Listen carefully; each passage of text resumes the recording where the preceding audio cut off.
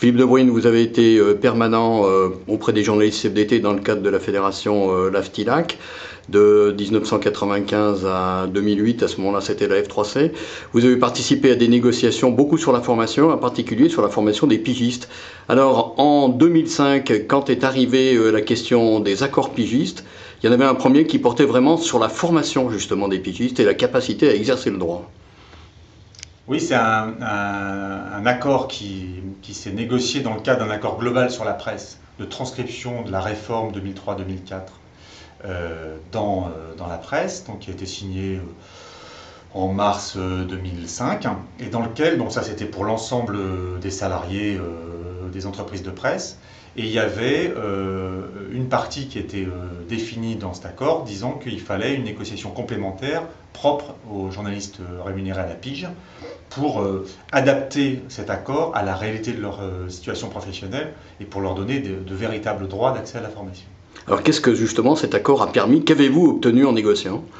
Alors, c'était parti d'un diagnostic que la CFDT avait fait il y a quelques années auparavant, notamment sur l'accès au congé individuel en formation, puisque un salarié, un pigiste, comme tout salarié, devait demander une autorisation d'absence pour pouvoir bénéficier de l'accès au congé individuel de formation, contrairement aux salariés en CDD, qui eux peuvent y accéder par un financement direct de l'OPACIF, le financement de leur rémunération pendant qu'ils sont en formation. Mais les journalistes rémunérés à la pige, lorsqu'ils demandaient une autorisation d'absence à leur employeur, en avaient très très rarement.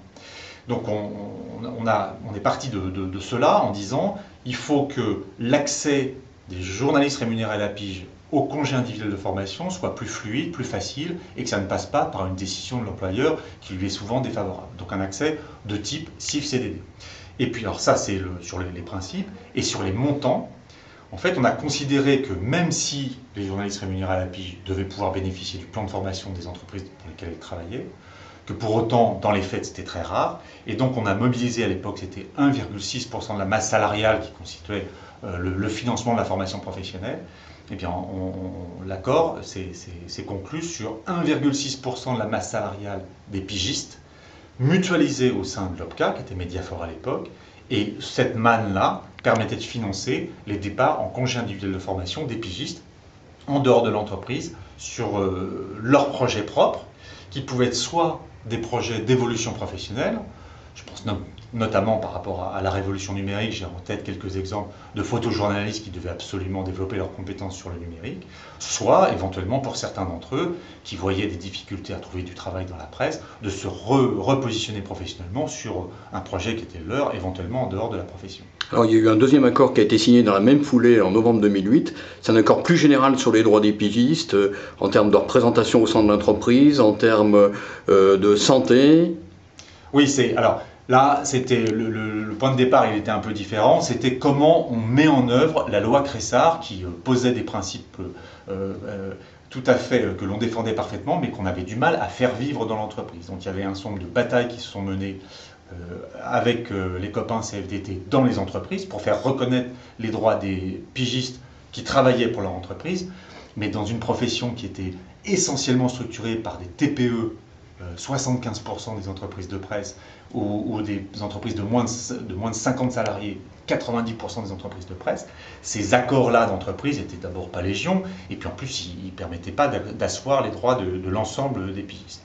Donc l'idée c'était de négocier la mise en œuvre d'un certain nombre de droits dont les principes étaient fixés par la loi Cressard, mais qui ne s'appliquaient pas en fait. Essentiellement, il y avait d'autres éléments, mais essentiellement il y avait la question de la prime d'ancienneté, la question des conditions d'éligibilité, enfin d'être éligible et électeur dans les entreprises, et puis la question de la protection sociale, donc, qui se traduit par le panier de soins.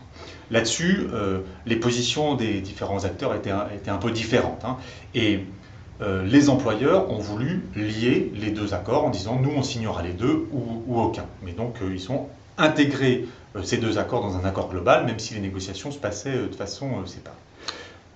Et là-dessus, on est arrivé... Oui, pardon.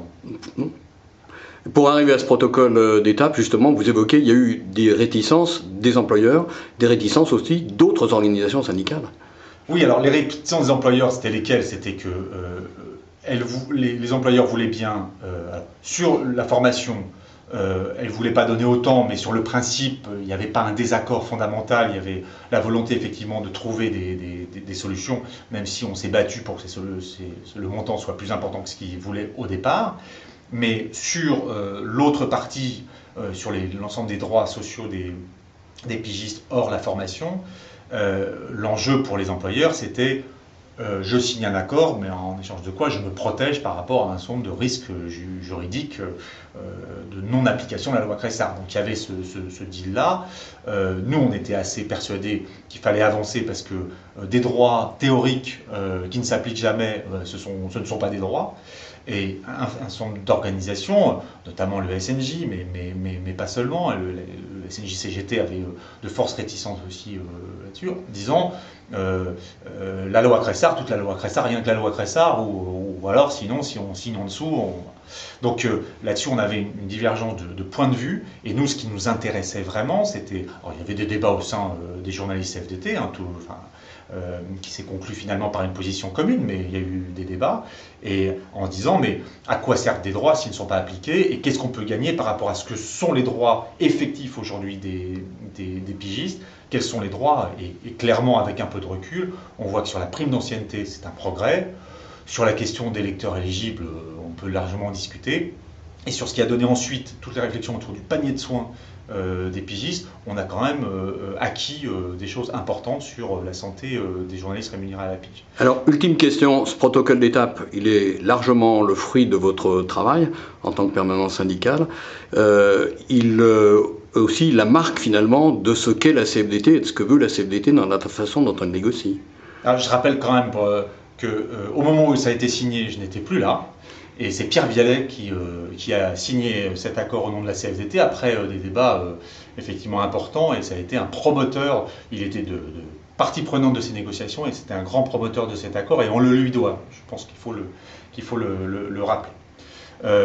Oui, on voit bien avec le recul aujourd'hui des droits attachés à la personne, de la construction des droits qui s'attachent plus au parcours qu'au statut dans lequel on est à un moment donné. On voit bien qu'on était dans cette dynamique-là, en se disant, mais en 2005, quand ça a commencé, 2008, quand ça a été signé, on voyait bien les transformations de la presse qu'il y avait, et qu'il fallait armer, outiller l'ensemble des salariés, dont les journalistes rémunérés à la pige, pour pouvoir se former, évoluer.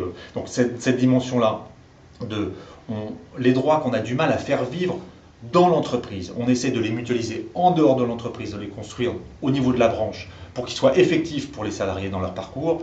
C'est ça la marque un peu de ce qu'on a voulu faire. Et puis l'autre, c'est ce qu'on considère être le bon levier pour accéder aux droits, c'est la négociation collective.